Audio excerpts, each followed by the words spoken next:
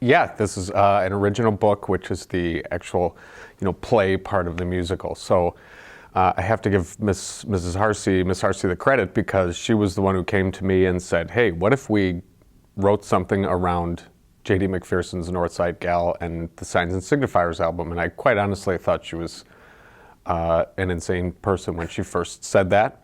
Yeah, J.D. McPherson's album Signs and Signifiers was definitely an album that Mr. Dignan and I both enjoyed and had talked about it, and it really seemed to almost call out to have a story written around the song. So to us, it kind of seemed almost like the obvious thing to do.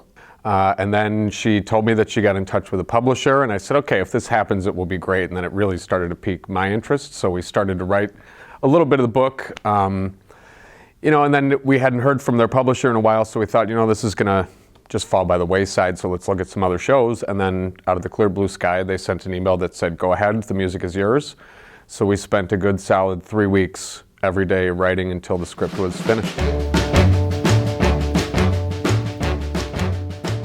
We sort of just started coming up with a general story first. We were both very familiar with the album and the songs already. We had both seen J.D. McPherson perform at different places, or heard or seen YouTube videos and stuff. So it was kind of the idea of, all right, if we wanted to write a song and Northside Gal was the key central song to it, let's start thinking about a time and a setting, and we need a male lead and a female lead, and it just sort of spawned from that. Yeah, well, we had an audition, kind of a traditional one where we printed up ahead of time a treatment for the audition, so a few select scenes, some songs, and then on the day of the auditions, we had sign-ups, and then kids came in and they sang. Every time I try, crazy about the Northside Gal. As it went on, there were students that just really kind of rose to the top as far as having a certain amount of stage presence, being able to deliver lines clearly, articulately, and it really just kind of, people definitely came to the top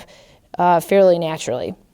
I just would shut myself in my room and just look at the lines and just say them over and over again out loud. That's how I would memorize the lines. And then with the music, I would just listen to it and sing along maybe half an hour a day.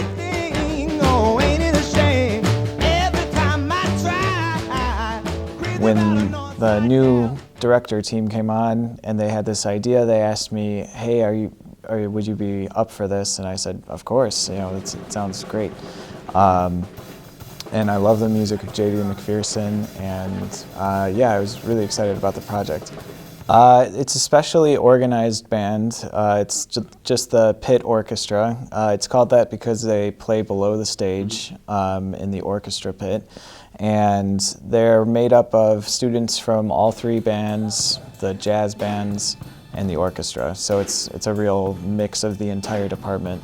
They pretty much kept it the exact same as what is on the album, which has its ups and its downs. For the downs, a lot of the orchestra is taciting, which is a music term that means not playing.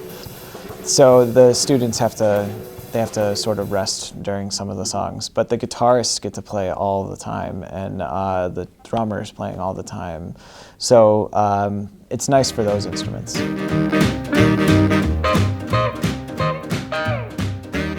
Well, I'm from Southeast Oklahoma.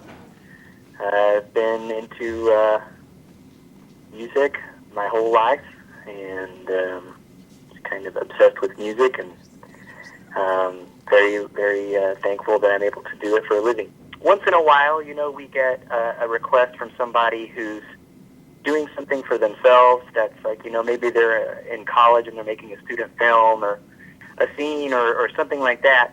So when an entire high school drama team is writing an original musical around an album I made, that would be the most I think I would be the most horrible person in the world if I said no to that. Well, I hope that the enthusiasm of the music and the enthusiasm of the students who gained enthusiasm for the music will just turn into this gigantic laser of enthusiasm.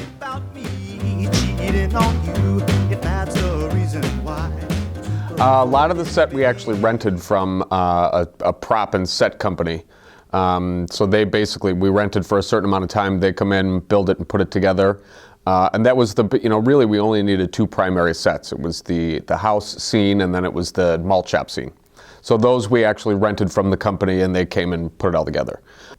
We chose to buy it pre-made because we thought that the rental would be a good use of our musical budget to get one of the major pieces moving in a really professional fashion. So we had lots of parents that were willing to volunteer, really talented parents, but we just on our end needed to have some things kind of let go of some of the direction so we could focus on the actual show. So trying not to micromanage every single little piece.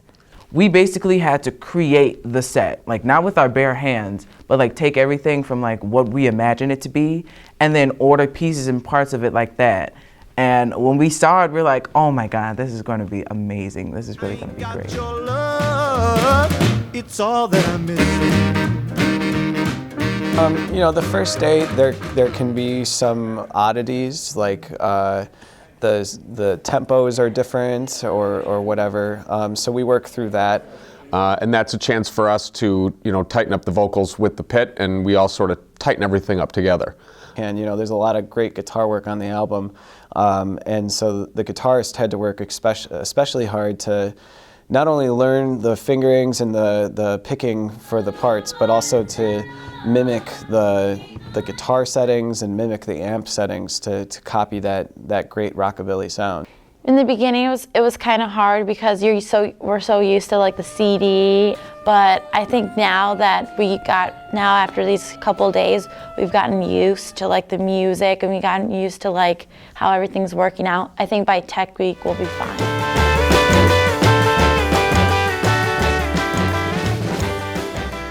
Throughout the school, the tech crew does a lot of behind-the-scenes work. A lot of times people don't even realize the tech crew's involved in something. We had the Veterans Day Assembly, we had a couple assemblies for teachers during Institute Days, and these guys come in, set up the sound, set up the lights, and that's what they're doing now for the musical. We do a couple dry runs with the directors watching, and they'll say, hey, can we see this, or what does it look like with this? We've also ordered some gobo lights, which kind of shine certain things onto the stage. So we practice with that, showed them what they like. And then our light guy is great at kind of reading people's minds and knowing what they're going to like. So it's definitely a 50-50 with that. We actually rented microphones this year. So we're using all the same brand and all of them are tested and certified. So we know that they're not interfering with any other signals in the building. Well, it's a lot of it is about communication. So you have to be sure to communicate with the crew and the cast and make sure that everybody knows exactly what they're supposed to be doing when.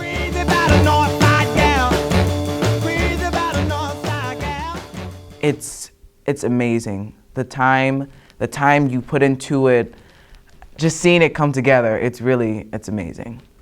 I'm off book, pretty much got the music down. I think I'm ready, and I think everybody else has been doing a really good job with preparing too. I'm always nervous. I'm nervous about a lot of things. But that's just me, and I think it's good to be nervous because you get to stay on your toes, and you're always like ready for whatever happens. It's both parts exciting and an opportunity to reflect, to think, how could you improve it for next time? So I think it'll be fun to kind of sit back Friday night when the curtain opens and just sit back and let it all happen and enjoy the show.